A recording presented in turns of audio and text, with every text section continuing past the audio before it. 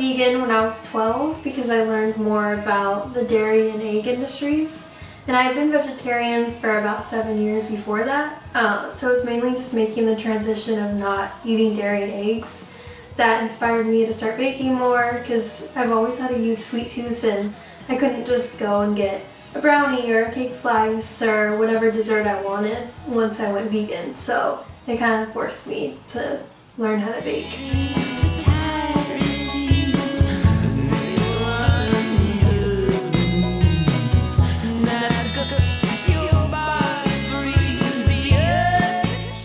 Clara. I run Clara Cakes and I'm based out of Los Angeles, California. The most shocking thing I learned about the dairy farm industry was how female cows just have to constantly be giving birth throughout their lives, which is only about 7 years, but they're pretty much constantly pregnant or have just given birth in order to produce dairy milk.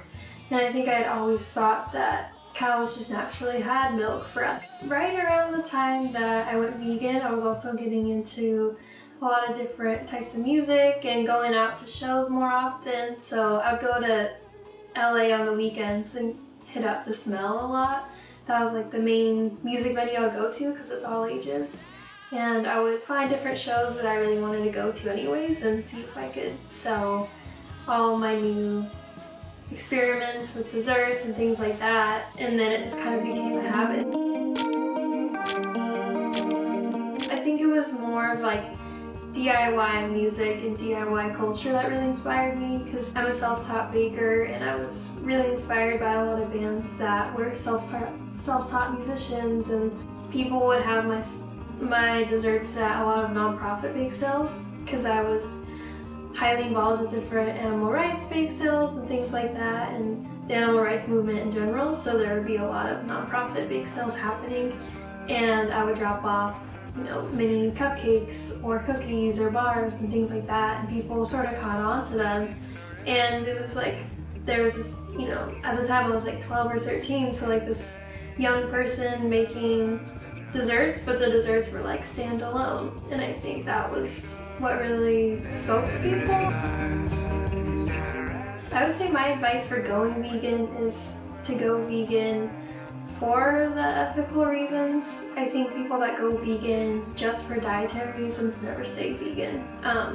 That's why I have my business because I went vegan, but I'll always be vegan no matter what. And I think that's because I read up on not only the animal rights reasons, but the human rights reasons, the environmental reasons, and just mistreatments that I don't believe in. And I think that once you have that sort of compass in you, there's no way to just be I really want pizza or I really want this. It becomes more than, just your taste buds or losing a couple pounds. I stay inspired by keeping myself busy and sort of having a hobby within a hobby. I think if I just only limited myself to baking, I would have been bored a long time ago. So now I like to cook, I like to write recipes and really document them well and take photographs and do a little bit of food styling. So I think it's a matter of having a hobby within a hobby. I feel like my cookbook is kind of a reflection of my mood sometimes. Some days I'll want more of a chocolatey dessert. Today I would probably want the chocolate ricotta cheesecake because it's more sophisticated and it's just really balanced. I don't know, I think I'm in the chocolatey sort of mood today.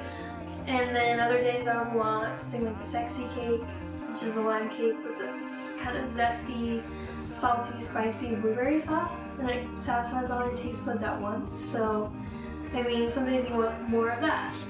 I'm really excited for a couple pop-ups that I have coming up, and I'm definitely going to be making more cooking videos, so really just creating more and having more visual presentations of my recipes is what I'm really looking forward to.